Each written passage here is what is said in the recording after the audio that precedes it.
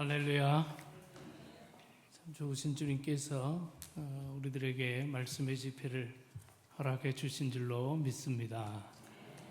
우리 토론토 영광교회가 우리 교단에서도 또 토론토 지역에서 참 중요한 교회고 또 36주년을 맞이하셨는데요. 우리 이민교회, 이민 역사 가운데 36년이라는 것은 굉장히 중요한 역사입니다. 우리 한국 땅에서 같은 문화, 같은 언어권에서 36년 산 것 같고 새로운 땅에 와서 적응하고 정착하고 얼마나 많은 눈물과 땀을 흘려 살아가는 순간순간 주님의 몸된 교회가 중심이 되고 응답받는 것이 되고 소망을 얻는 것이 되는 그런 중요한 의미가 담겨있는 이 36주년 집회라고 생각합니다. 이곳까지 인도해 주신 에베네셀 하나님께서 이 집회도 축복하시고 이후에 우리 영광교회를 통해서 한량없는 많은 영광을 더욱더 드러내 주실 줄로 믿습니다. 우리 이요한 목사님 늘 말씀으로 들었지만 와서 기쁨으로 만나 뵙고 우리 교단에서도 중요한 역할을 감당한 신실하신 목사님의 목회에 잠깐이지만 며칠 동안이지만 함께하게 된 것이 너무나 큰 축복이라고 생각합니다.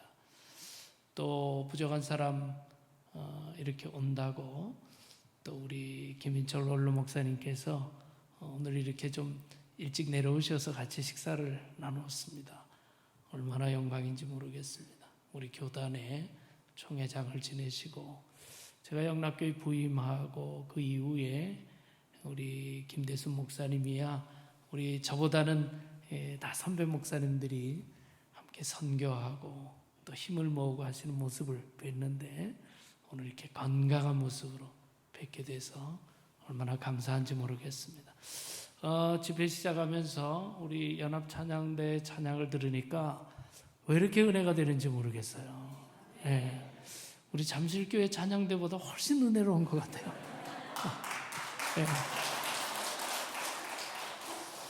제가 그런 마음을 갖게 된 것은 저도 이민자로 제가 미국에서 25년 살았어요. 그리고 이민 목회를 했습니다. 우리 중심으로 봐도 여기가 이방 땅이고요. 우리가 족장들의 이야기를 이번에 쭉 하려고 하는데 이 그 위대한 족장들이 살아간 걸음이 이방 땅에 와서 살아간 걸음이었어요. 하나님이 새롭게 주신 고향, 그 이방 땅에서 하나님의 이름을 찬양한다는 것은 너무나 놀라운 일이거든요. 여러분의 그 믿음의 고백이 느껴져서 제 마음에 감동이 있고요. 또 하나 이유는 아시겠죠? 정무성 목사님. 잠실교회에서 참 신실한 충성스러운 종입니다. 그래서 제가 참 좋아하는 우리 부목사님 중에서도 참 좋아하는 목사님인데 이곳에 와서 잘 섬기리라 믿습니다마는 저 자신도 이민자의 삶을 살았기 때문에 천몇 년은 대단히 어려울 텐데 고향 그리울 텐데 이런 생각을 가지고 있다가 보니까 얼마나 또 마음이 움직이는지 모르겠습니다. 하나님께서 참 우리들의 걸음을 귀히 여기시고 비록 우리가 소수자의 삶을 살지만 하나님께서 우리들을 통해서 계획하신 위대한 일들이 있다. 이 사실을 우리가 같이 고백하고 체험하고 확신을 가지는 그런 집회가 될 수 있기를 주님의 이름으로 축원합니다. 우리 목사님이 말씀 전에 309장 우리 같이 부르자고 했는데 1절 4절만 우리가 한번 그래도 부흥회니까요 박수 치면서 한번 불러봅시다. 은혜 사모하는 마음으로 309장 목마른 내 영혼 우리 한번 박수 치면서 한번 찬양하면 좋겠습니다. 목마른 내 영혼 주의 목마른 내 영혼 주가 의미하라 그 귀한 영생 주여 갈망합니다. 그 약속 따라서 힘써 간구하오니 오주여 내게로 어서 주 예수의 사랑 예수의 사랑 예수의 사랑 바다 물결같이 내게 임하니 영광의 물결에 온전히 서여서 내 영혼의 기쁨을 그 차고 넘치는 주의 은혜의 물결 힘차게 밀려와 내게 풍족합니다. 오 할렐루야로 주를 찬송하리 내 마음의 기쁨이 항상 충만함이라. 예수의 사랑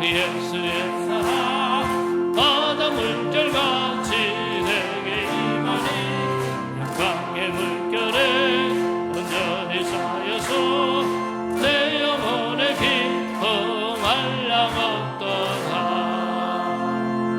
아멘. 예수의 사랑, 우리의 영혼의 기쁨, 은혜 충만함이 여러분들에게 넘치시기를 주님의 이름으로 축원합니다.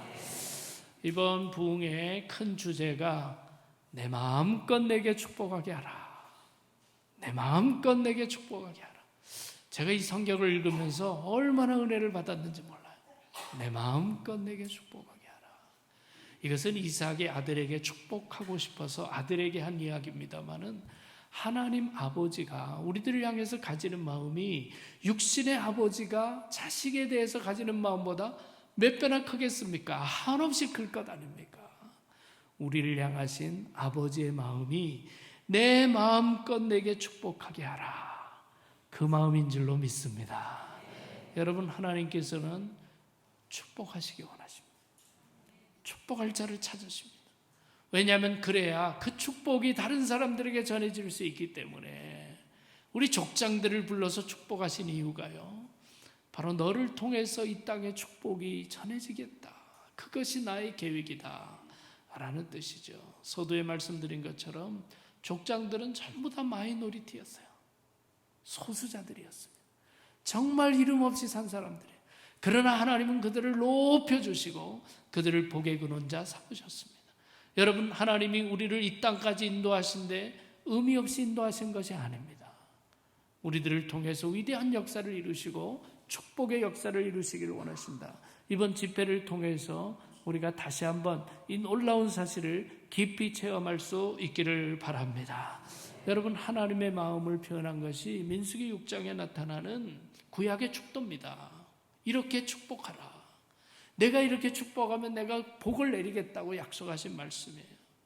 여호와는 내게 복을 주시고 너를 지키시기를 원하며 여호와는 그 얼굴로 내게 비치사 은혜 베푸시기를 원하며 여호와는 그 얼굴을 내게로 향하여 드사 평강 주시기를 원하노라. 내가 너를 축복하기 원한다. 평강 주기를 원한다. 내 얼굴을 내게 비춰주기를 원한다. 여러분, 야곱의 이야기에서도 나오지만 야복나루 절망의 자리에서 하나님 아니면 안 됩니다 붙들고 신음하는 야곱에게 브니엘의 축복을 내리잖아요. 브니엘이 하나님의 얼굴이에요. 좌절, 절망, 두려움 가운데 있는 야곱에게 하나님이 얼굴을 비추어 주었다. 그것이 바로 브니엘의 축복이거든요. 여러분, 하나님께서 우리들을 축복하시기를 원하십니다. 히브리서 11장 6절에 믿음이 없이는 하나님을 기쁘시게 못하나니 하나님께 나아가는 자는 반드시 그가 계신 것과 또한 그가 자기를 찾는 자들에게 상 주시는 이심을 믿어야 할지니라. 믿어야 한다라고 얘기하고 있습니다.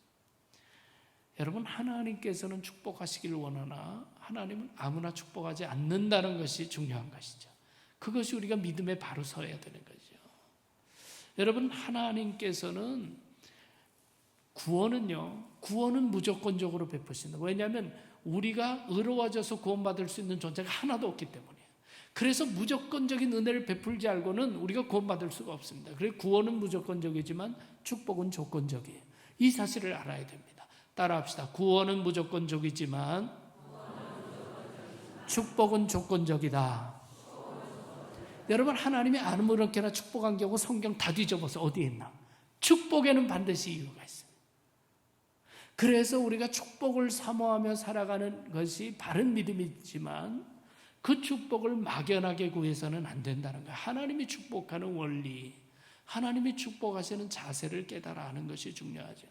신명기 28장이 하나님은 축복하시는 하나님, 반대로 심판하거나 저주하시는 하나님이라는 것을 약속의 땅 앞두고 예언적으로 말씀해 준 내용이 신명기고 그 중에 핵심이 신명기 28장입니다. 신명기 28장 1절부터 4절하고 15장부터 17절 한번 스크린 비춰주시면 우리 같이 한번 읽어보겠습니다. 내가 내 하나님 여호와의 말씀을 삼가 듣고 내가 오늘 네게 명령하는 그 모든 명령을 지켜 행하면 내 하나님 여호와께서 너를 세계 모든 민족 위에 뛰어나게 하실 것이라. 내가 내 하나님 여호와의 말씀을 청정하면 이 모든 복이 내게 임하며 내게 이르리니 성읍에서도 복을 받고 들에서도 복을 받을 것이며 내 몸의 자녀와 내 토지의 소산과 내 짐승의 새끼와 소와 양의 새끼가 복을 받을 것이라. 자, 15절부터 읽겠습니다. 15절 시작. 내가 만일 내 하나님 여호와의 말씀을 순종하지 아니하여 내가 오늘 네게 명령하는 그 모든 명령과 규례를 지켜 행하지 아니하면 이 모든 저주가 네게 임하며 네게 이를 것이니 내가 성읍에서도 저주를 받으며 들에서도 저주를 받을 것이요 또 내 광주리와 떡반죽 그릇이 저주를 받을 것이요. 여러분, 신명기의 말씀은 예언적 말씀입니다. 약속의 땅, 앞으로 들어가서 살 땅에서 이렇게 하면 내가 복을 주겠다, 이렇게 하면 내가 복을 거두겠다라고 하는 예언적 말씀입니다. 그래서 우리가 정말 하나님을 찾는 자에게 상 주시는 하나님을 우리가 믿고 살아가는데 그 축복이 임하기 위해서는 구원은 무조건적이지만 축복은 조건적이다. 이 사실을 알아야 돼요. 그 오늘 말씀이 정확하게 기록한 내용들을 우리가 다시 한번 우리의 삶의 믿음으로 고백하는 것이 중요합니다. 여러분, 성경에서 위대하게 쓰신 인물들이요 전부 다 이민자들이에요. 저는 처음 미국 와가지고 목회를 시작하면서요 한국에서 읽는 것과 완전히 성경 읽는 눈이 바뀌어졌어요. 한국에서는 아브라함, 이삭, 야곱, 요셉 뭐 이런 얘기 듣기도 하고 설교도 하고 했는데 이들이 다 이민자라는 거나 하는 것은 제가 이민자로 살아가면서 보게 되었어요. 이민자들이에요. 본토 친척 아비 집을 떠나서 새로운 땅으로 가니까 소수 중에 소수죠. 소수 중에 소수예요. 그래서 그 관점으로 성경을 보니까요 정말 힘없는 아브라함, 이삭, 야곱, 요셉을 하나님이 높여가시는 과정이 성경이 아름답게 기록하고 있는 것을 알게 되었습니다. 여러분, 다니엘이 이민자 아닙니까? 다니엘 이민자요. 모세도 이민자죠. 에스라, 느헤미야, 학개, 스가랴 다 이민자입니다. 바울 이민자예요. 바울 이민자. 복음을 위해서 바울은 이민자의 삶을 살았어요. 여러분, 성경의 위대한 자들이 세상으로 말하면 다 소수자였습니다. 그런데 하나님이 그들을 사용하거든요. 왜냐하면 무슨 뜻이겠습니까? 여러분, 성경에서 주류가 아니라 비주류였다는 거죠. 이 사실이 가르쳐주는 것은 무엇입니까? 인간이 위대해서가 아니라는 거예요. 전능하신 하나님 의지하고 살아가는 그 소수자들이 하나님 손에 들려질 때 그들이 역사의 주인공이 된다. 여러분, 이 사실을 믿으시기를 바랍니다. 여러분, 우리의 삶이 육신적으로 초라하거나 우리가 여기서 뭐 주도적으로 모든 것을 하는 존재가 아니지만 아브라함이 그랬습니다. 이삭이 그러했습니다. 야곱, 요셉이 다 그러했어요. 그렇기 때문에 그들은 하나님을 붙들고 살아갑니다. 여기에서부터 위대한 역사가 나타나는 것이죠. 여러분, 아브라함의 삶을 보면 하나님은 왜 아브라함을 들어 사용했는지 그 내용이 정확하게 나옵니다. 몇 가지 우리가 생각하겠습니다. 첫 번째는 떠나라는 거예요. 떠나는 것이 축복의 비결이에요. 떠나라, 버리라. 떠날 줄 알아야 복을 얻습니다. 버릴 줄 알아야 채워집니다. 자, 이것이 축복의 원리입니다. 오늘 본문에 보면 여호와께서 아브라함에게 이르시되 너는 너희 고향과 친척과 아버지의 집을 떠나 내가 내게 보여줄 땅으로 가라. 떠나라. 본토 친척 아비 집을 떠나라. 여러분, 떠나기 쉬웠을까요? 어려웠을까요? 오늘 우리와 비교되지 않게 어려운 거예요. 그 당시 비행기가 있습니까? 그 당시 무슨 배가 있습니까? 그 당시 무슨 이민국이 있습니까? 뭐가 있습니까? 길이나 있습니까? 아무것도 없는데 떠나라는 거예요. 본토 친척 아비 집을 떠나면 바로 옆에 동네 종족에 의해서 잡혀 죽어도 말 못할 그 세상에서 하나님 떠나라는 거예요. 하나님께서 떠나라고 하신 데는 이유가 있는 것 아닙니까? 아브라함은 본토 친척 아비 집에서 부유한 삶을 살았어요. 아버지 데라가 뭐 됐다는 겁니까? 우상 만들었다는 거예요. 그러니까 우상 섬기는 땅에서 우상 만들어 팔면서 부유한 삶을 살았어요. 고고학에서 밝혀지는데요, 이 아브라함이 본래 살던 그곳에서 이 무덤이 발굴되었는데 거기에 금과 이 금으로 은으로 장식된 장식구들이 많이 발견되었습니다. 그 당시로 발굴된 집 가운데 2층 집이 있었다는 거예요. 그러니까 우상 섬기는 땅에서 우상 팔고 부유하게 살아가는 사람이 아브라함이요. 떠나지 않고 어떻게 복의 근원자 되겠어요? 거길 떠나야 돼요. 우상 섬기고 있고 그곳에 이익을 얻고 있고 그것이 너무나 편안하게 되어 있는 삶의 자리에서 떠나지 않고는 하나님이 주신 복을 누릴 수 없는 것이죠. 아버지 데라가 우상 만드는 일을 했는데 그런 이야기를 우리가 종종 듣지 않았습니까? 어린 아들 아브라함이 아버지 우상 장사하는데 우상들을 다 만들어 놓지 않았습니까? 어느 날 밤에 아브라함이 무슨 깨달음이 있어서 그랬겠죠. 우상들을 다 깨부신 거예요. 몰래 한밤중에 다 깨부시고 제일 큰 우상에다가 막대기를 하나 떡 들려놔. 제일 큰 우상에게다. 아버지가 그다음 우상 팔러 나왔다 보니까 우상들이 다 깨졌거든요. 너무나 놀래가지고 누가 그랬느냐? 아브라함은 제가 했다고. 그러면서 한 말이, 사실은 제가 한 게 아니고 이 제일 큰 우상에게 내가 막대기 하나를 들려줬는데 이 큰 우상이 다 때려부신 거 아니냐고. 그러니까 아버지가 그러더라는 거예요. 이 우상이 뭐 어떻게 때려부셔? 이 우상이 어떻게 움직여? 아브라함이, 아버지, 그런데 왜 그 우상을 믿고, 그런데 왜 그 우상을 팔고 계십니까? 아브라함이 그랬다는 거예요. 우상이 무슨 힘이 있다고 이것을 믿고 이것을 파십니까? 아브라함이 우상 섬기는 곳에서 편하게 부자로 넉넉하게 살아가면요, 믿음 가질 수가 없어요. 하나님이 들어서 사용할 수가 없습니다. 여러분, 현대 우상은 뭐 아브라함 시대처럼 상 만들어 놓고 절하는 그런 거 아니죠. 주님께서 우리에게 깨우쳐 주신 우상이 무엇입니까? 하나님과 재물을 겸하여 섬길 수 있다 없다? 없느니라. 현대 우상은 물질이에요. 이익입니다. 내가 가질 수 있는 세상의 것들, 그것이 하나님보다 중요하게 될 때 하나님이 더 이상 축복할 수 없어요. 이미 하나님에는 다른 것들을 붙들고 살고 있고 그것이 가득 차 있어요. 더 무슨 큰 축복을 줄 수 있습니까? 그것이 심판이 되고 그것이 하나님으로부터 멀어지는 이유가 된다면 하나님 축복할 수 없어요.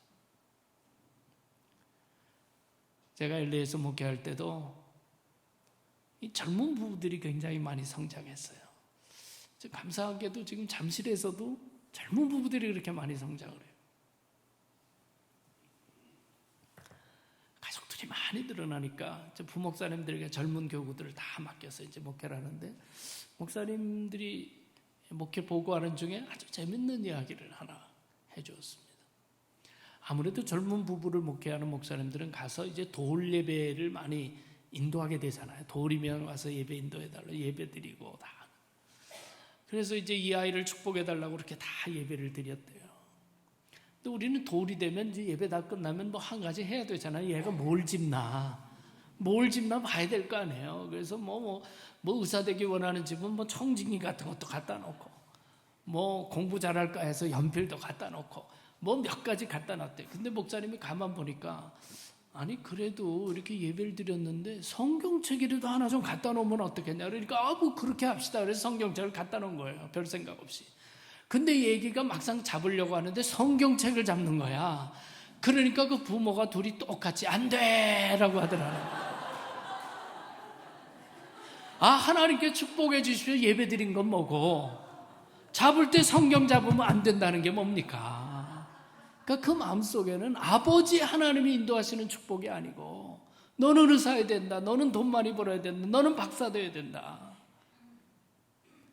축복의 근원자는 하나님이시고, 생명의 주관자는 하나님이시고, 우리의 과거뿐만 아니라 미래를 아시는 분은 전능하신 하나님뿐인 것을 믿으시기를 바랍니다. 그러면 하나님 중심으로 살아야 되지. 내가 원하는 우상들이 다 있어요. 내가 원하는 우상들이 다 있어요. 하나님이 이 우상 채워주는 도구로 하나님을 찾는단 말이에요. 하나님 더 이상 축복할 수가 없는 거예요. 그래서 축복은 조건적입니다. 정말 하나님을 사랑하는가? 정말 하나님의 뜻이 이루어지기를 원하는가? 그것이 하나님이 축복할 수 있는 이유지. 마음속의 꿈들은 다 다르게 있다. 그게 우상이라고 깨우쳐주고 있습니다. 여러분, 우리가 죄악된 자리를 떠나야 하나님이 축복하지, 죄악하고 있는데 어떻게 하나님이 우리 축복합니까? 성경이 뭘 얘기해요? 우리가 아무리 부르짖어도 하나님이 귀가 어두워서가 아니라 하나님과 우리 사이 뭐가 놓였기 때문이다? 죄가 있기 때문이다. 우리가 죄악을 버리지 않으면서 끊임없이 욕심으로 하나님께 축복을 구하면 그 죄악의 그릇에 어떻게 하나님이 축복을 담아줄 수가 있습니까? 안 된다는 거예요. 그래서 떠날 수 있어요. 그래서 버릴 수 있어야 돼요. 어떤 분이 책에 이렇게 썼어요. 참 마음에 와닿습니다. 현대 크리스찬들이 십자가를 이야기하니까 빼기는 안 하고 더하기만 한다. 버리지 않고 채우기만 한다. 그렇게 썼어요. 맞는 것 같아요. 욕심도 다 그대로 놔두고 채워주시옵소서. 그저 자랑스럽지 않은 부끄러운 일들도 그대로 놔두고 다 용서해 주시옵소서. 뭐 빼기는 할지 모르고 전부 다 채워만 달라니까 하나님이 축복해 줄 수 없는 거예요.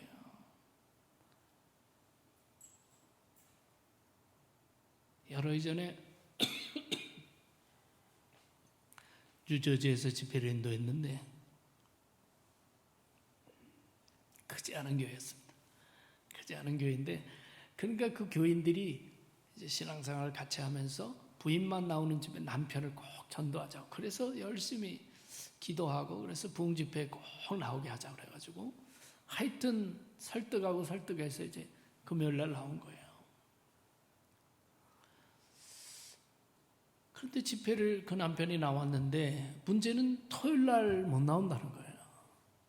왜 못 나오냐? 알고 보니까 토요일 날 나훈아 티켓을 사놨다는 거예요. 그러니까 저도 크지 않은 교회 온 교인들이 이 부인 남편을 위해서 기도하고 전도해 왔는데, 나훈아 때문에 집회 안 나오면 안 될 것 같은 생각이 들어요. 그래서 저도 기도를 했어요.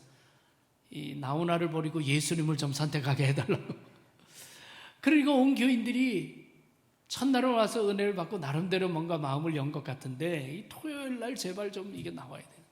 열심히 기도하고 하더니 보니까 토요일 날 나온 거예요. 토요일 날 나온 거예요.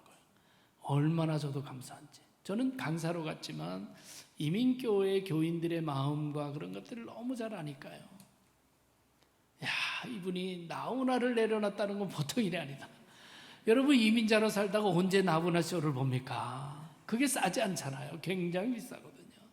그걸 내려놓고 온 거예요. 결국 나훈아 내려놓으면서 예수 그리스도를 만났다는 거 아니에요. 나훈아가 축복입니까? 예수님이 축복입니까? 여러분, 작은 거 하나를 내려놓지 못하면요, 큰 거 받을 수 없습니다. 버릴 줄 알아야 돼요. 내려놓을 줄 알아야 돼요. 떠날 줄 알아야 돼요. 그러면 인도하시는 분은 하나님이시다. 여러분, 아브라함을 축복하신 첫 번째 원리는 떠날 때 떠날 줄 아는 것, 버릴 때 버릴 줄 아는 것. 떠나라, 버리라, 이게 축복의 원리예요. 아브라함은 순종하거든요. 두 번째 원리는 말씀을 따라가라라는 거예요. 말씀을 따라가라. 말씀을 따라가라. 오늘 본문에 보시면 아브라함이 여호와의 말씀을 쫓아갔고 롯도 그와 함께 갔으며 라고 돼 있어요. 아브라함은 뭐를 쫓아갔어요? 말씀을 쫓아가요. 근데 롯은 뭘 쫓아가요? 아브라함을 쫓아가요. 롯은 아저씨를 쫓아가고 아브라함은 말씀을 쫓아갑니다. 이것이 그 인생을 얼마나 크게 다르게 만들었는지 몰라요. 롯은 아저씨를 쫓아간 이유는 새로운 땅에 갈 때 두렵거든요. 아저씨 따라가면 다 보호해 주거든요. 그것이 자에게 쉽게 축복받는 길이라고 해서 따라간 거예요. 그렇게 따라가다 자기도 재산이 많이 늘었을 때는 어느 땅을 선택합니까? 소돔과 고모라, 에덴 동산처럼 좋았더라라고. 이것이 축복이다 그래서 롯은 또 아저씨보다 축복되는 소돔과 고모라 땅을 선택합니다. 결국 축복을 따라간 롯의 길은 멸망으로 끝났지만 갈 바를 알지 못하는 아브라함은 말씀 따라 살아가다 보니 그것이 진정한 축복이 됐다라는 거예요. 여러분 한번 따라합시다. 축복을 따라가지 말고 말씀을 따라가라. 축복을 따라가지 말고 말씀을 따라가라. 여러분 축복 소돔과 고모라예요. 하나님의 뜻이 무엇인가 말씀을 따라가면 그 땅이 복이 되고요. 그것이 진정한 축복이 되는 것이죠. 잠시 후를 알지 못하고 분별하지 못하고 살아가는 우리들이 세상의 가치로 끝없이 따라가다가 우리 인생이 허망한 것으로 끝나는 일들이 얼마나 많은지. 축복의 원리는 축복 따라간다고 축복 얻는 것이 아니에요. 말씀 따라가야 돼요. 그래서 우리가 말씀 읽어야 돼요. 말씀 들어야 돼요. 성령께서 이 말씀을 통해서 내게 무엇을 말씀하시는가? 주의 종을 통해서 하나님이 무엇을 선포하시는가? 무엇을 깨닫기 원하실까? 말씀을 듣고 말씀을 읽어야 돼요. 읽지 않는데 무슨 하나님 뜻을 어떻게 알 수 있어요? 알 수 없어요. 오늘날도 가장 강력하게 우리에게 말씀하시는 수단이 살아있는 하나님의 말씀 계십니다. 성경입니다. 그래서 말씀을 가까이 해야 돼요. 저희 아버님이 목회자시고요. 평생 목회자시고 지금 95세입니다. 95세신데 제가 이렇게 떠나면 지금도 저희 교회 오셔서 강단 설교해 주세요. 95세신데 그런데 얼마 전에도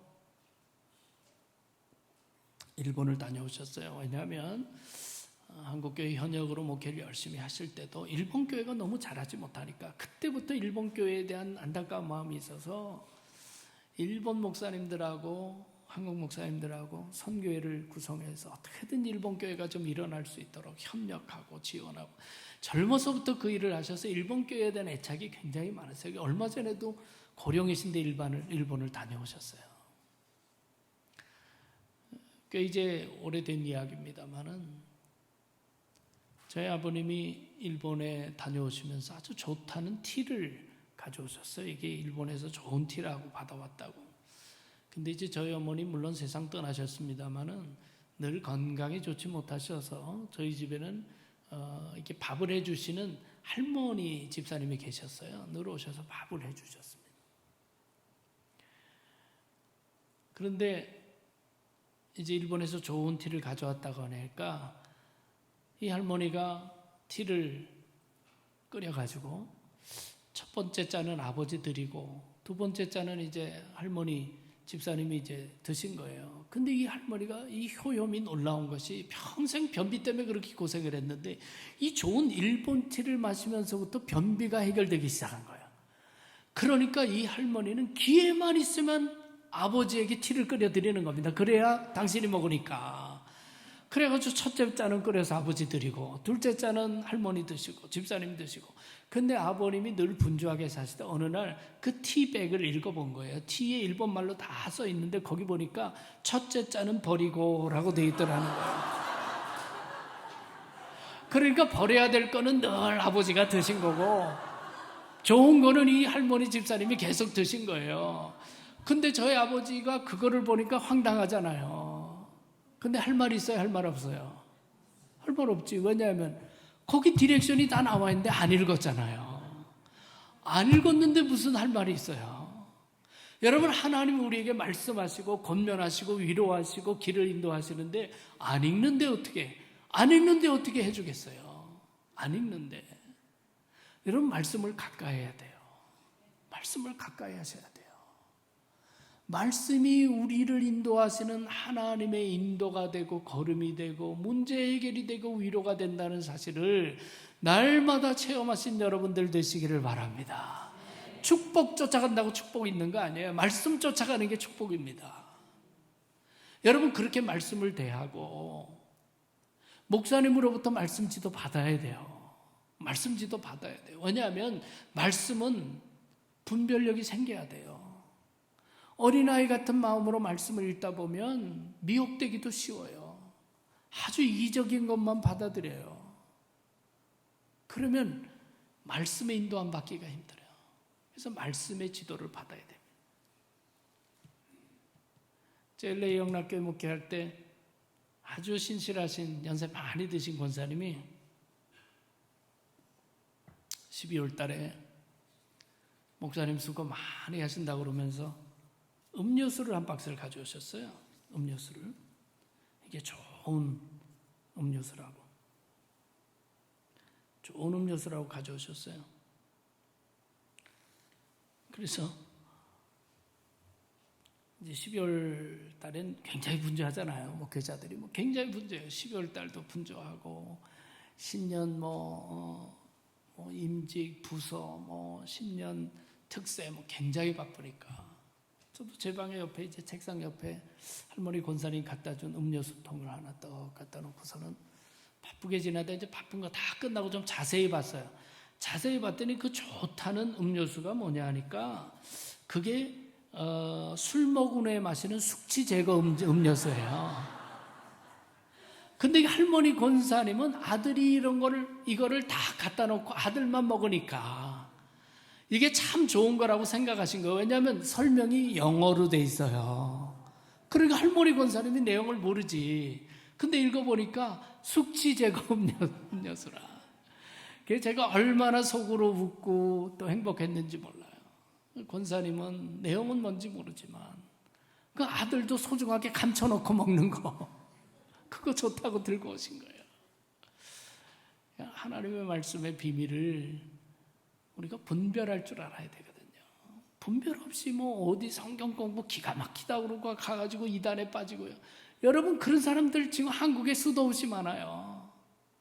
분별하지 못하고 끌려가고 분별하지 못하고 잘못돼 빠지고. 여러분, 그래서 말씀은 분별력이 생겨야 되는데 그러기 위해서 교회의 지도가 필요합니다. 성경도 배워야 되고요.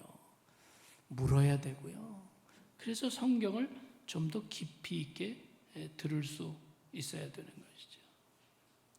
여러분, 말씀 따라가지 않으면 축복이 되지 않습니다. 아브라함의 인생에 있어서 성공만 있은 것이 아니잖아요. 아브라함이 75세에 이 하란을 떠나게 됩니다. 그리고 하나님께서 자식을 주겠다는 약속을 주셨어요. 이게 하늘의 별처럼 바다의 모래처럼. 그러니까 그 약속을 붙들고 떠난 거 아닙니까? 75세에 아들을 준다고 하시니 얼마나 기대가 되겠어요. 그런데 짓궂으시지 하나님이 10년이 지나도 안 주시는 거야. 75세에 약속해놓고. 아니 20대에 약속해놓고 30대에 안 주셔도 이게 초조할 텐데 75세에 약속하고 10년 지났어. 몇 세가 된 거예요? 85세가 된 거 아니에요. 그러니까 아브라함이 어떻게 해결합니까? 그 하나님의 말씀을. 이거 내가 알아서 나라는 거구나. 그래서 어떻게 해요?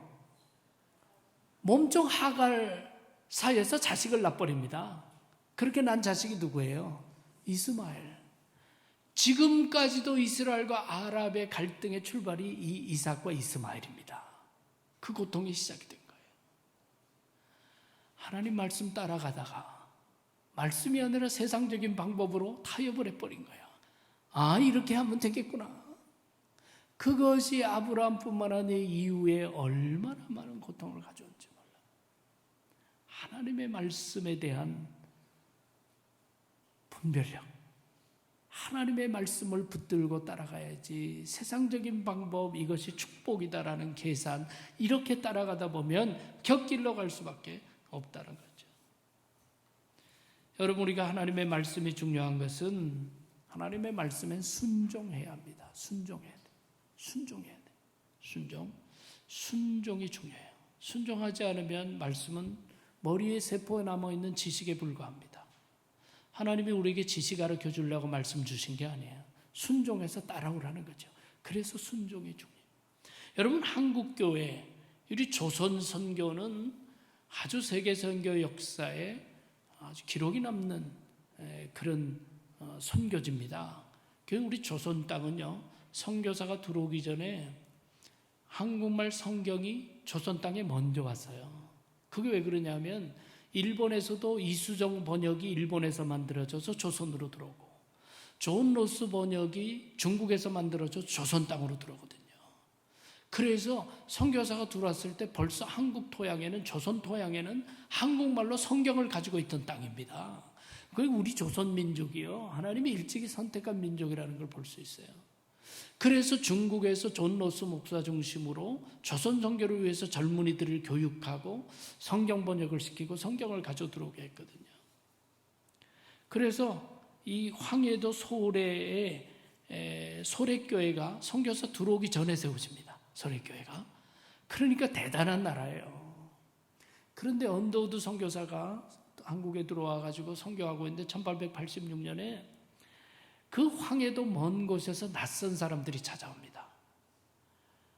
그리고 언더우드가 와서 미국 사람으로 선교할 때도 조종의 눈치를 보고 굉장히 조심스럽게 선교하고 있는데 어디서 낯선 사람들이 다 찾아와 가지고 세례를 달라는 거예요. 이 사람들이 누군데 세례를 줍니까?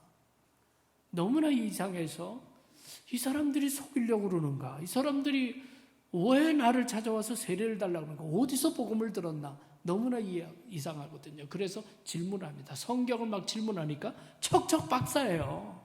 성경을 다 알고 온 거야. 그래서 이 이야기를 듣습니다. 당신들이 어떻게 된 거냐? 그랬더니 이제 이런 우리가 어떻게 복음을 받아들였고 이런 얘기를 쭉 하는 거예요. 그래도 이 선교사님이 조심스럽잖아요. 복음 전하는 게 참 어려운데 그러니까 세례 준다는 것을 주저하니까 이 황해도 소래에서 찾아온 사람들이 이 남자들이 우쩌고리를 다 벗더라는 거예요. 그리고 뒤를 이렇게 보니까요 전부 다 황해도서부터 나무 십자가를 등에 메고 온 거야. 등에 메고 온 거예요. 이거를 왜 메고 왔습니까? 그들이 하는 얘기가 아무든지 나를 따르려거든 누구든지 자기 십자가를 지고 나를 쫓을 것이니라. 말씀에 순종하기 위해서 황해도부터 십자가를 지고 온 거예요. 여러분 우리 조선 땅이요 우리 믿음의 선조들이 순종의 믿음으로 이 땅에 복음의 씨앗을 심었어요. 그래서 대한민국이 중국도 아니고 일본도 아니고 대한민국의 복음의 꽃이 핀 거거든요. 말씀에 순종한다는 것이 그토록 중요한 거죠. 축복을 따라가지 말고 뭘 따라가라? 말씀을 따라가요. 말씀을 따라가는 거예요. 거기 하나님의 인도하심이 있습니다. 자, 세 번째 원리는 단을 쌓으라 라는 거예요. 단을 쌓으라. 한번 따라합시다. 단을 쌓아라. 오늘 아브라함의 이야기 보면 가는 곳마다 단을 쌓았더라. 아브라함의 이야기는 가는 곳마다 단을 쌓았더라. 단이 뭐예요? 여러분 단이라는 게 제사 아니에요? 소수인종으로 새로운 땅에 가서 제사 드리는 게 쉽나요? 왜냐하면 유대인, 이스라엘 하나님은 제단 쌓을 때 그냥 몰래 쌓은 것이 아니라 제물을 바치게 했잖아요. 그러면 제단을 분명하게 쌓아야 돼요. 눈에 보게 쌓아야 돼요. 제물을 바쳐야 돼요. 소수인종으로 우상이 가득한 곳을 살아가면서 단 쌓는 거 어려운 겁니다. 근데 아브라함은 가는 곳마다 단을 쌓습니다. 내 걸음을 인도하시는 분은 하나님이고 내 인생을 축복하시는 분은 하나님이다. 그 고백으로 단을 쌓아요. 그래서 단을 쌓는 것이 얼마나 중요한 것인지 모릅니다. 여러분 단을 쌓는 것은 예배 생활을 말합니다. 예배 생활. 예배 생활에서 승리하면요 영적 생활에서 승리하고, 영적 생활에서 승리하면 하나님께서 동행하시고 축복하십니다. 뭐 주일날에도 제가 그런 말씀 조금 드릴지 모르겠습니다만은, 우리 영광교회 재직들이요, 1년만 우리가 예배에 한번 충성을 다해보자, 그렇게 결단한다면요, 영광교회 부흥성장합니다. 왜냐하면 하나님이 어떤 자리를 통해서 나를 가장 중요하게 만날까요? 예배예요. 어떤 자리를 통해서 나에게 가장 중요한 계시를 주시고 나를 위로하시나요? 예배입니다. 어떤 자리를 통해서 하나님 내게 가장 영광을 받으시나요? 예배입니다. 예배예요. 제가 이 목사님께 따로 여쭤보지 않아도요, 어느 목사님에게도 물어보세요. 목회하시는 중에 수많은 일들을 하지만 가장 중요한 게 뭐라고 생각하십니까? 다 예배예요. 예배. 뭐 영광교회도 그렇게 하겠습니다만은, 저도 목회하는 중에 예배를 보통 뭐 3번, 4번, 5번 이렇게 드리거든요. 예배부 위원들이 예배 안내하고 주보 나눠주고 하는데, 절대로 한 번은 봉사하지 말고 한 번은 똑같이 예배자로 앉아서 예배 드리십시오. 그러지 않고 봉사하려면 봉사하지 마십시오. 그렇게 얘기합니다. 뭐 한국에는 주차장이 없어서 주차 봉사가 얼마나 힘든지 몰라요. 새벽부터 나와서 봉사합니다. 예배 안 드리고 봉사하는 건 하지 마십시오. 한 번은 반드시 앉아서 똑같이 예배자로 예배 드리십시오. 예배자로 있지 않는데 어떻게 하나님을 만나고, 예배자로 서 있지 않는데 어떻게 회개가 일어나고, 예배자로 있지 않는데 어떻게 하나님께 영광 돌립니까? 예배가 가장 중요한 거예요. 하나님과 인간의 가장 기본적인 관계는 피조물로서 창조주 하나님을 찬양하는 거예요. 영광 돌리는 거예요. 하나님의 이름을 높이는 겁니다. 우리가 찬양한다는 것이 그래서 중요한 거죠. 인간의 가장 기본적인 도리거든요. 예배가 죽으면 세상을 이길 수가 없어요. 예배가 얼마나 중요한지 모릅니다. 제가 뉴욕에서 목회할 때는 롱아일랜드 베스페이지라는 곳에 목회했는데, 그 롱아일랜드 베스페이지가요, 유일하게 퍼블릭 코스에서 US 오픈을 하는 경기장이 베스페이지 파크예요. 커뮤니티 파크예요. 저희 교회가 바로 그 커뮤니티 파크 옆에 있어요. 어느 날 교회에 우리 집사님 중에 굉장히 골프 열심히 치는 분이 계시는데 저에게 찾아왔어요. 목사님, US 오픈에 최경주 선수가 오시는데 최경주 선수가 수요일 날 예배 참석하겠답니다. 예배를 좀 드려주시고 기도를 좀 해주시면 좋겠습니다. 그러는 거예요. 근데 문제는 뭐냐면, 그때 제가 목회할 동안 처음에는 수요일에도 모였고 금요일에도 모였어요. 근데 열심히 교인들 돌보고 예배 드리고 이렇게 생활하다 보니까 대부분 다 자식들을 위해서 이민 왔다고 얘기하는데, 수요일 저녁에도 나오고 금요일 저녁에도 나오고, 이게 뭐 애들만 놓고 너무 다니시는 거야. 그래서 그때 제가 개척해서 열심히 목회할 때인데, 열심히 모이셨는데 제가 교인들에게, 제가 이런 것 때문에 좀 고민이 있습니다. 혹시 수요 예배보다 우리가 금요 예배를 드리면서 아이들도 금요 예배를 드립시다. 왜냐하면 학교가 금요일이면 끝나서 애들이 잘못된 애들하고 어울리는 게 많은데, 차라리 교회에서 모이게 해서 어른도 아이도 금요일 날 집회를 하면 어떻겠습니까? 그래가지고 바꾼 지 얼마 안 됐을 때예요. 근데 최경지 선수가 수요 예배 온다고 기도해 달라는 거예요. 근데 이게 지금 안 드리고 있잖아요. 그래서 제가 그랬어요. 최경주 선수 오신다면 우리가 수요 예배 기도해 합시다. 우리가 뭐 하나님께 기도하는 게 뭐 얼마나 좋은 일이고, 또 국가를 위해서 큰일 하는 분인데 잘하도록 뭐 같이 예배 드립시다. 뭐 다른 일도 아니고 신앙이 좋아서 예배 드리겠다는데, 그래가지고 오시라고 그러라 그랬더니 며칠 안 지났는데 한 300명이 모인 거예요. 최경주 선수가 온다니까, 수요 예배. 그래서 열심히 예배 드리고 기도해 드리고 말이죠. 근데 제가 놀란 것은 주일날이었어요. 이 최경주 선수가 그에 따라 아주 잘 쳐가지고 제가 최경주 선수 때문에 골프를 좀 알게 됐어요. 보니까 잘 치면 티오프 타임이 점심 이후로 가서 중계방송이 따라가더라고요.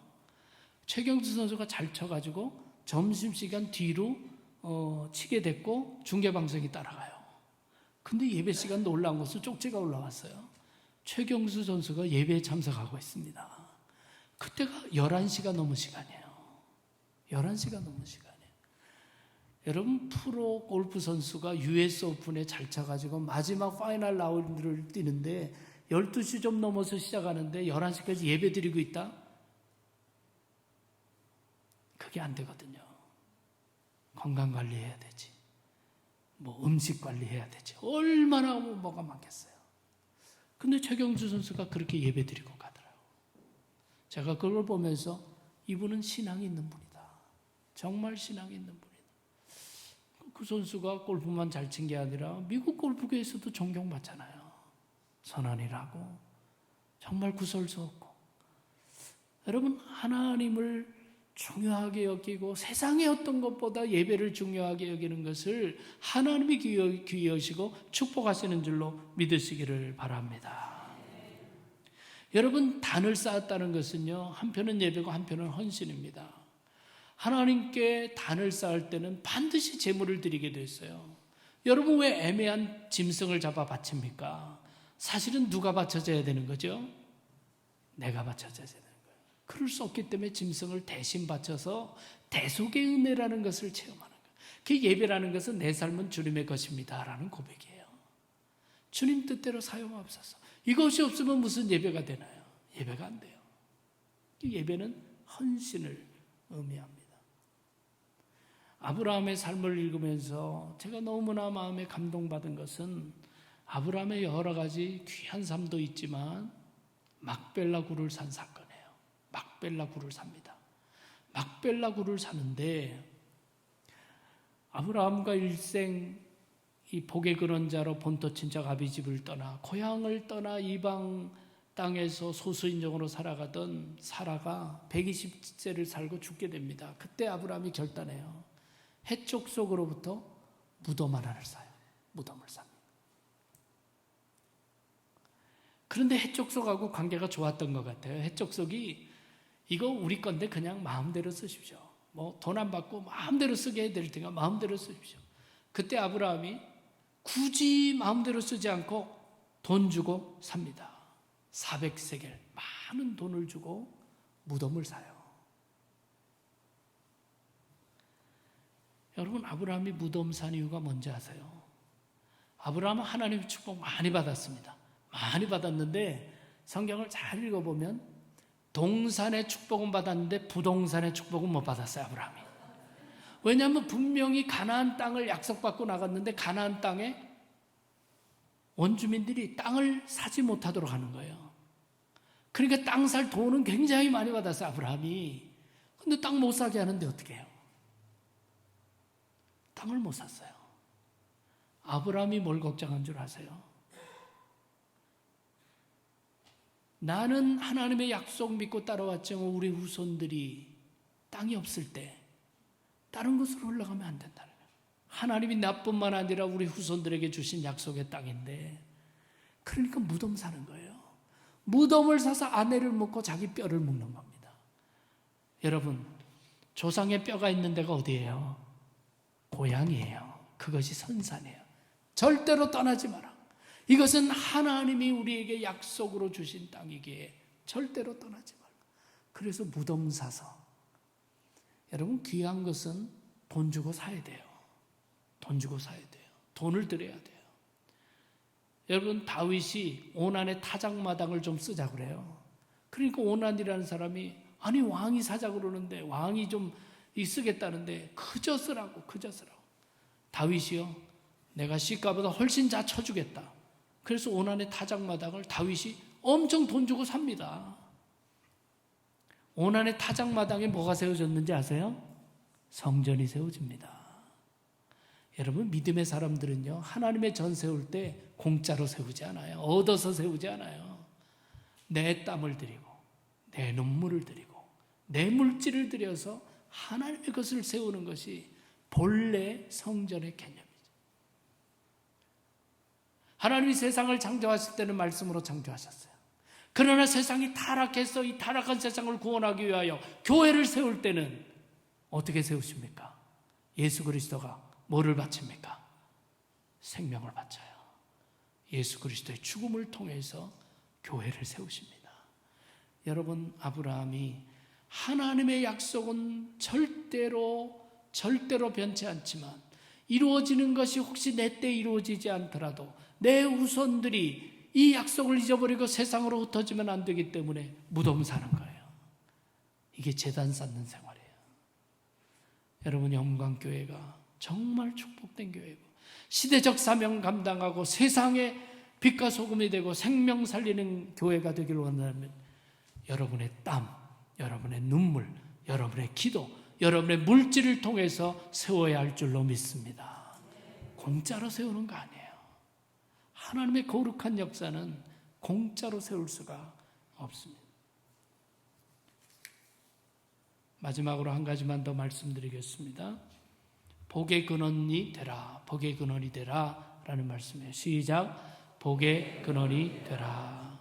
베드로전서 2장 9절에 보니 오직 너희는 택하신 족속이요 왕같은 제사장들이요 거룩한 나라요 그의 소유된 백성이니 이는 너희를 어두운 데서 불러내어 그의 기이한 빛에 들어가게 하신 자의 아름다운 덕을 선전하게 하려 하심이라. 베드로 사도에게 주신 말씀이에요. 여러분, 초대교회 베드로 사도가 이 말씀을 기록할 때 너희는 세상의 거룩한 제사장이다. 너희들을 통해서 어두운 곳에 하나님의 아름다우신 덕을 드러내려고 한다. 크리스찬들은 소수 중에 소수였어요. 박해받는 존재들이었어요. 너무나 무력한 존재들입니다. 그러나 하나님께서 베드로를 통해서 주시는 말씀이 너희는 왕같은 제사장이다. 하나님의 택하신 족속이다. 거룩한 나라다. 그의 소유된 백성이라고 이야기하고 있습니다. 족장들의 거름도 마찬가지예요. 소수인종으로, 여러분 이제 이삭의 이야기 내일 말씀드릴 텐데 그 귀한 우물을 파면 다 빼앗아갑니다. 어떻게 빼앗아갈 수가 있어요? 소수인종이니까 빼앗아가는 거예요. 이민자들의 이야기입니다. 이민자들의 이야기. 소수지만 하나님이 볼 때는 너네들이 거룩한 백성이고 너네들이 어두운 세상의 빛을 드러낼 존재다. 소수자를 택해서 위대하게 사용하는 것은 역사의 주관자가 하나님이라는 것을 드러내신 거예요. 그렇다면 우리 신앙인들이 전능하신 하나님, 나는 소수인이지만 내가 믿는 하나님의 역사를 주관하시고 이 나라 이 역사도 하나님이 주관하신다. 이 믿음이 있으면 우리가 분명한 믿음의 정체성을 가지고 살아가야 되는 거죠. 믿음의 정체성이 있어야 됩니다. 그러기 위해서 우리들이 비록 작은 것이지만 나눌 줄 알아야 되고요. 우리들의 작은 선행이지만 드러낼 수 있어야 되고요. 우리들이 받은 참으로 이 사회 속에서 작은 것처럼 보이는 복음도 증거해야 돼요. 그것을 통해서 빛의 역사가 드러나. 환한데 왜 빛이 필요합니까? 어두우니까 빛이 필요한 거예요. 교회 역사는요, 편안할 때 타락했습니다. 편안할 때 타락했어요. 박해가 있고 어려움이 있을 때는 교회는 타락하지 않았어요. 안주하고 편안하고 사명 잃어버리고 그저 나만 복 받으면 되고 그때 타락합니다. 믿지 않는 세상에 복음을 들고 나가고 우리가 믿는 하나님이 진정한 구원자고 우리가 받은 은혜와 사랑을 베풀고 나눌 수 있도록 살아가는 것이 그리스도인의 정체성이다. 이 고백이 분명하면 하나님이 축복하시고 사용하는 것이죠. 텍사스의 어느 교회에서 캐나다도 이런 일이 얼마든지 벌어질 수 있어요. 워낙 땅이 넓고 그러니까요. 텍사스 어느 교회 땅에서 어느 날 유전이 터진 거야. 유전이. 그 횡재도 이런 횡재가 어디 있습니까? 텍사스에 유전이 많잖아요. 그게 교회 부지 안에서 유전이 터진 거예요. 그러니까 하나님의 축복이라고 온 교인이 할렐루야하고 난리가 난 거죠. 실제로 축복 아닙니까? 영광교회 주차장에 유전이 터졌어. 할렐루야 하겠어요? 안 하겠어요? 할렐루야죠. 하나님이 얼마나 큰 축복을 줬습니까? 근데 이제 펑펑 터지는 축복을 받고 보니까 고민이 생긴 거야. 이 축복을 어떻게 할 거냐 말이지. 이 축복을 어떻게 할 거냐. 그리고 이 소문이 난단 말이죠. 이 소문이 나. 영광교회 주차장에 유전이 터졌다. 그러면 이게 오고 싶은 사람이 많을 거 아니에요. 그러니까 이 문제를 어떻게 해야 되냐 고민이 생긴 거예요. 공동회의를 모입니다. 장시간 토론합니다. 그래서 3개 결정했대. 3개. 첫 번째, 부지런히 기름을 파낸다. 그러니까 중단 없이 기름을 파낸다. 두 번째, 이익금을 교인들과 똑같이 나눈다. 세 번째, 더 이상 딴 교인 받지 않는다 라고 얘기했다는 거죠. 여러분, 그러면 교회가 됩니까? 하나님이 주신 거저받은 축복을 더 이상 안 받고 우리끼리 누리자. 하나님이 사용할 수 없죠. 하나님 사용할 수 없어요. 모든 것은 하나님의 은혜고, 하나님이 우리 축복하시면 그 축복 나눠서 축복받는 백성들도 하나님 알게 해야 돼요. 그래서 참으로 축복의 원리는 내가 복의 근원자다, 우리가 복의 근원자다. 비록 소수인종이지만 하나님이 볼 땐 내가 거룩한 백성이래요. 내가 제사장이라는 거예요. 내가 빛이라는 겁니다. 내가 소금이라는 겁니다. 이 고백이 분명해야 하나님이 축복해도 그것이 바르게 사용돼요. 축복하면 그 고백이 없기 때문에 재물이 우상이 돼버려서 신앙도 버리고요. 그런 사람 주변에 있습니까? 없습니까? 많아요. 저는 목회하면서 수없이 봤어요. 그에게 물질은 축복이 아니었어요. 복의 근원이 되겠다는 고백이 분명해야 돼. 그것이 하나님 주시는 축복입니다. 제가 사실 미국에서 목회하면서요, 한 분 참 안타깝게 생각한 분이 계세요. 은퇴한 장로님이시고요, 부인은 권사님이시고요. 진짜 미국에서 성공했어요. 대도시 안에 큰 골프장을 가지고 계시고요. 아주 성공한 분이에요. 근데 연세가 높아지는데요, 자녀들이 담임 목사 신방 오지 말래요. 연세가 높아져서 몸이 아파지고 세상 떠날 날도 가까우는데 오지 말라는 거예요. 왜 오지 말라 그랬을까요? 교회 기증할까 봐. 많은 재물 기증할까 봐. 오지 말래. 그래서요, 그 두 내외가 거의 비슷한 때 세상 떠났는데요, 장례식도 못했어요. 여러분, 축복이 뭡니까? 뭐가 축복입니까? 결국 물질이 우상이 되어서 자식들도 물질이 더 중요하다고 생각하니까 연세 들어가 세상 떠나기 전 아버지 어머니 교회하고 연결될까 봐, 혹시라도 많은 기금 교회에다 내놓을까 봐요. 쉬쉬하고 연락하지 않고 장례식도 못했다니까요. 하나님 보실 때 축복이 뭡니까? 하나님 축복을 바르게 깨닫고 그것으로 하나님께 영광 돌릴 줄 알고, 그래서 하나님의 뜻을 펼치며 살아가는 것이 축복이지, 물질에 사로잡혀서 하나님 잊어버리고 하나님의 축복이 아닙니다. 영원한 하나님의 관점으로 볼 때 그것처럼 어리석은 인생이 어디에 있습니까? 하나님께서 아브라함을 축복한 데는 분명한 이유가 있는 것입니다. 한번 따라합시다. 구원은 무조건적이지만 축복은 조건적이다. 축복을 따라가지 말고 뭘 따라가야 돼요? 말씀을 따라가자.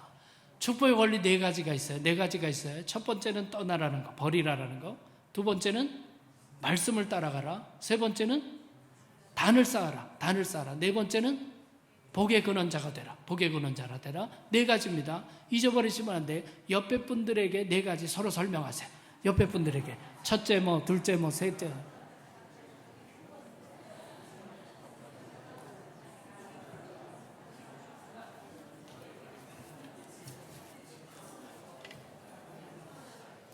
예, 잘하셨습니다.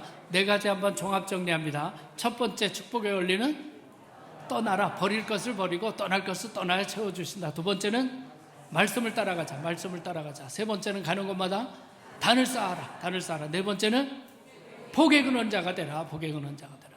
여러분 분명한 고백을 가지고 아브라함의 복을 누리시기를 주님의 이름으로 축원합니다. 기도하겠습니다.